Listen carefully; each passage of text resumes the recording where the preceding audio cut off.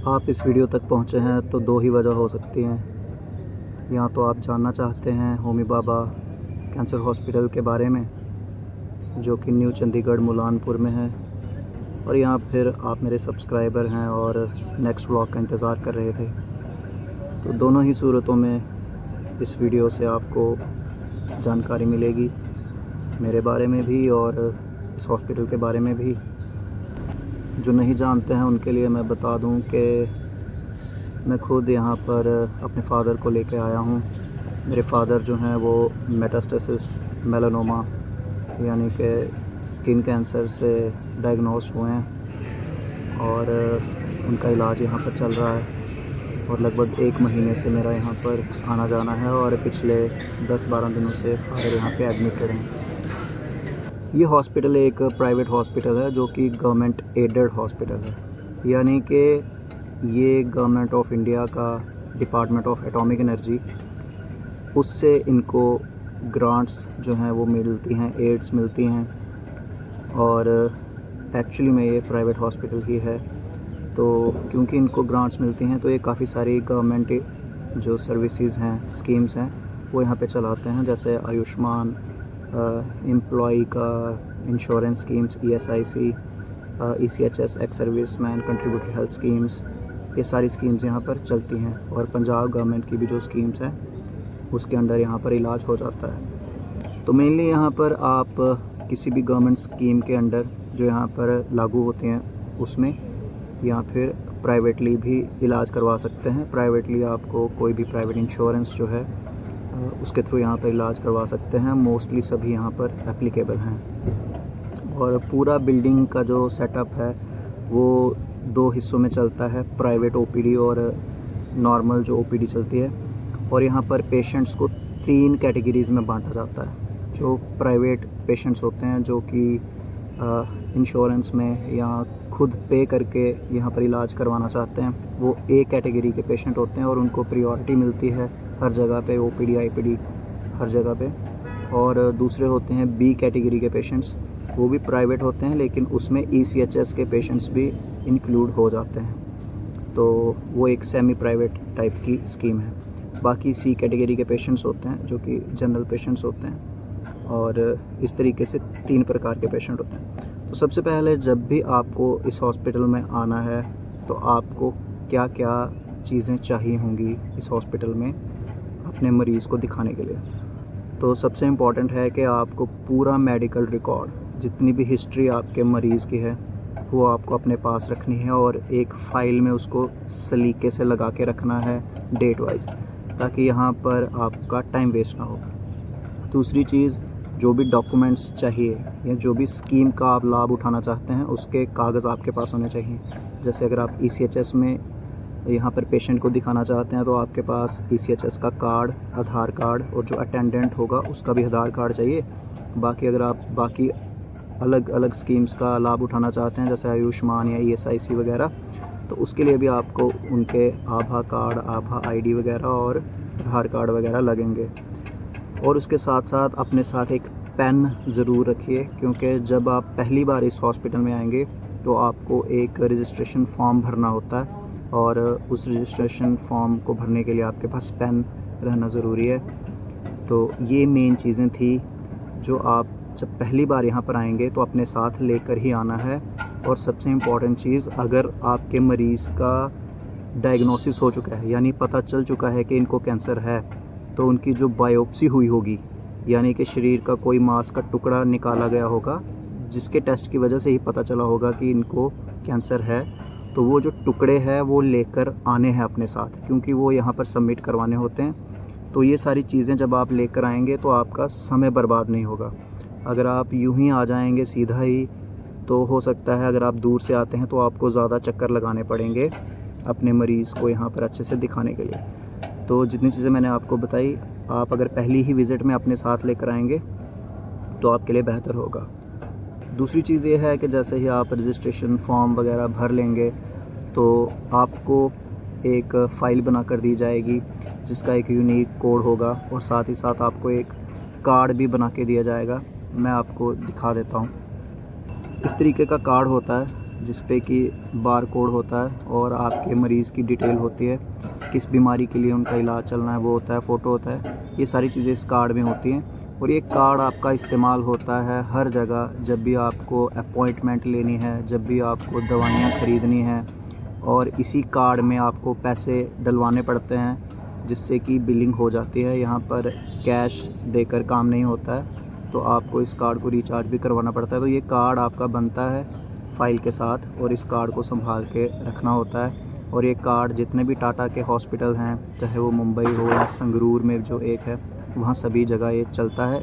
इसमें आपका पूरा मेडिकल रिकॉर्ड सेव रहता है। और एक ऐप भी इनकी आती है TMC पंजाब करके, वो भी अगर आप अपने मोबाइल में डाउनलोड कर लेंगे, एंड्रॉयड और आईफोन दोनों के लिए आते हैं। उसमें जितने भी टेस्ट लैब रिपोर्ट्स वगैरह होती हैं वो आपको वहाँ पे दिख जाती हैं, और जो भी आपकी अपॉइंटमेंट्स वगैरह होंगी वो भी उसमें दिख जाते हैं। तो जैसे ही आपकी फ़ाइल और कार्ड बन जाए तो वो ऐप भी आप अपने मोबाइल में इंस्टॉल करके रखिए, आपको काफ़ी आसानी होगी, आप घर बैठे अपनी रिपोर्टें देख पाएंगे।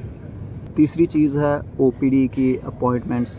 जो भी यहाँ पर आउट पेशेंट डिपार्टमेंट्स हैं, हर एक डिपार्टमेंट का अपना अपना काउंटर है, और वो काउंटर जैसे मैंने आपको पहले बताया 2 हिस्सों में बँटे हुए हैं। जो जनरल पेशेंट्स हैं कैटेगरी C के, उनके लिए अलग काउंटर है, उनके लिए अलग OPD चलती है। और जो प्राइवेट पेशेंट्स हैं कैटेगरी A और B के, उनके लिए अलग OPD चलती है। तो हर जगह आपको अपना कार्ड दिखाना है और वहीं से आपकी अपॉइंटमेंट जो है उस डिपार्टमेंट के लिए हो जाएगी। जैसे उदाहरण के लिए अगर आपको मेडिकल ऑन्कोलॉजी में दिखाना है तो आप मेडिकल ऑन्कोलॉजी की OPD काउंटर पे जाएंगे, वहाँ पे अपना कार्ड देंगे और वो आपकी अपॉइंटमेंट फ़िक्स कर देंगे और आपकी फ़ाइल वहाँ पे रख लेंगे। फ़ाइल जो है अंदर जाती है और आपको जब भी आपकी बारी आएगी तो आपको बुला लिया जाएगा।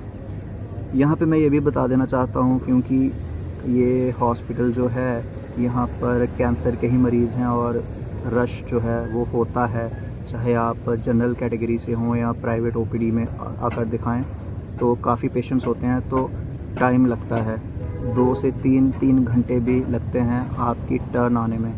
तो आप उसी तरीके से प्रिपेयर होके आएँ, कुछ खाने के लिए अपने साथ रखें, पीने के लिए रखें, मास्क वगैरह पहन के आएँ। पर अगर आप एडमिट हो जाते हैं IPD में, तो यहाँ पर आपको जो प्राइवेट रूम्स हैं उसमें सिंगल रूम मिलता है, सिंगल बेड होता है, और अटेंडेंट के लिए भी एक बेड होता है, खाना दोनों के लिए आता है, अटैच वॉशरूम होता है, जो कि A कैटेगरी को मिलता है। जो कि B कैटेगरी के पेशेंट्स होते हैं उनमें सेमी प्राइवेट्स रूम होते हैं, और उनमें एक रूम में 2 बेड होते हैं, और अटेंडेंट के लिए ऐसे एक बेंच सा लगा होता है जिस पे अटेंडेंट्स हो सकता है, और अटैच वॉशरूम यहाँ पे भी होता है, और खाना अटेंडेंट और पेशेंट दोनों के लिए मिलता है। और जो C कैटेगरी के पेशेंट्स हैं उनको जनरल वार्ड्स में रखा जाता है, वहाँ पे सिर्फ पेशेंट को ही रखने की फैसिलिटी होती है, अटेंडेंट को जो है वो बाहर ही सोना पड़ता है। बहुत सारी स्पेसेस पूरे हॉस्पिटल में हैं, और हॉस्पिटल पूरा सेंट्रलाइज्ड AC है, तो इतनी कोई दिक्कत नहीं होती है, जहाँ पे भी आपको स्पेस मिलती है। बहुत सारे लोग जहाँ सोते हैं इकट्ठे, तो आप वहाँ पे सो सकते हैं। और इसके अलावा जो है एक चीज़ और यहाँ पर है, वो है धर्मशाला।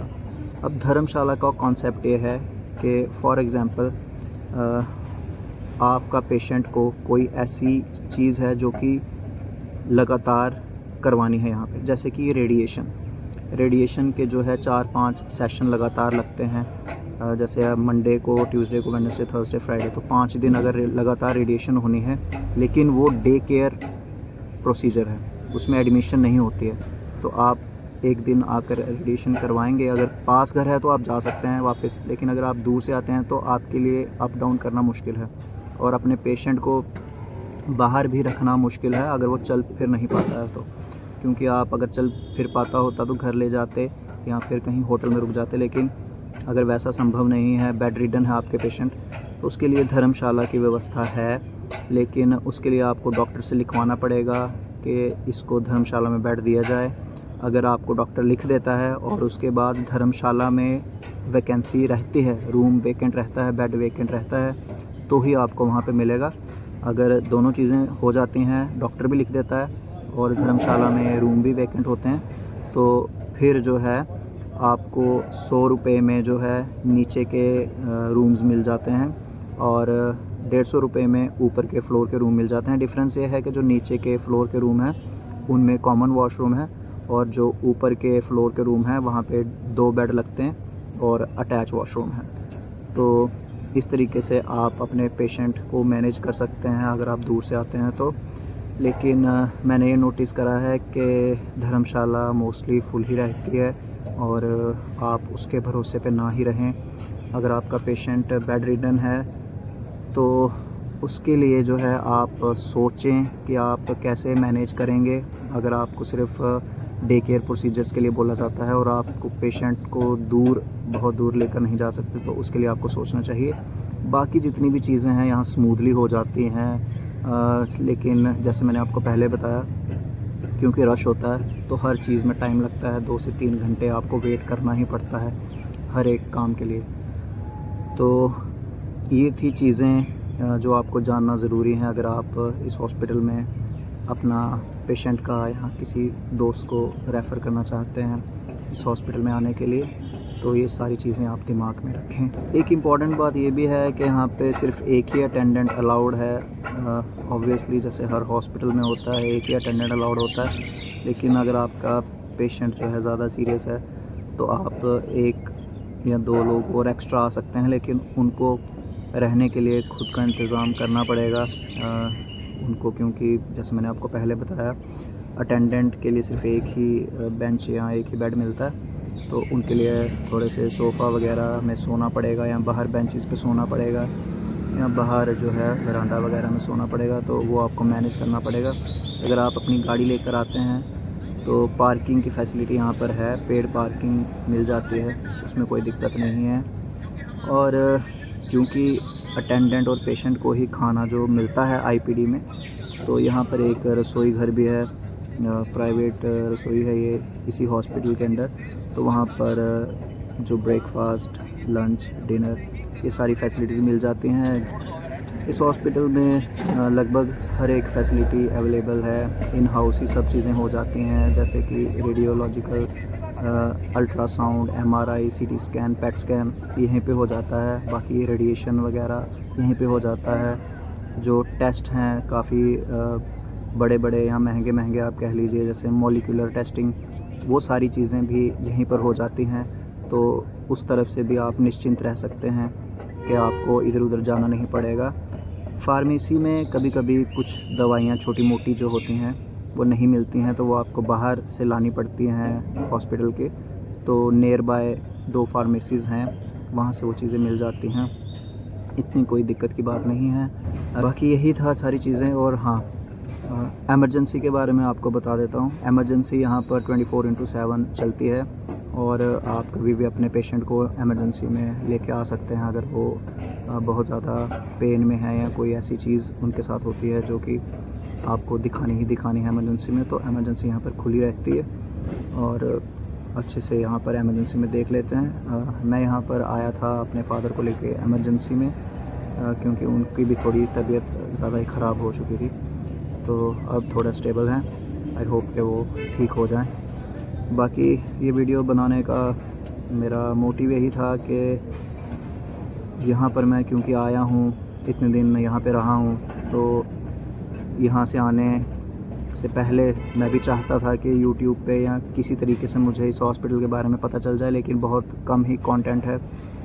तो मैंने सोचा कि अब मैं यहाँ पे आया हूँ और मुझे कुछ चीज़ें पता हैं, तो इस वीडियो के माध्यम से मैं आपके साथ शेयर करूं कि कैसा यहाँ का माहौल है, किस तरीके से ट्रीटमेंट होता है। तो मुझे उम्मीद है कि आपको काफ़ी सारी क्लैरिफिकेशंस मिली होंगी, और अगर कुछ डाउट्स हैं तो आप कमेंट में पूछ सकते हैं। मैं कोशिश करूँगा जितनी मेरी जानकारी है या मैं पूछ के बता सकूँ आपको कमेंट्स में। So this is the video guys.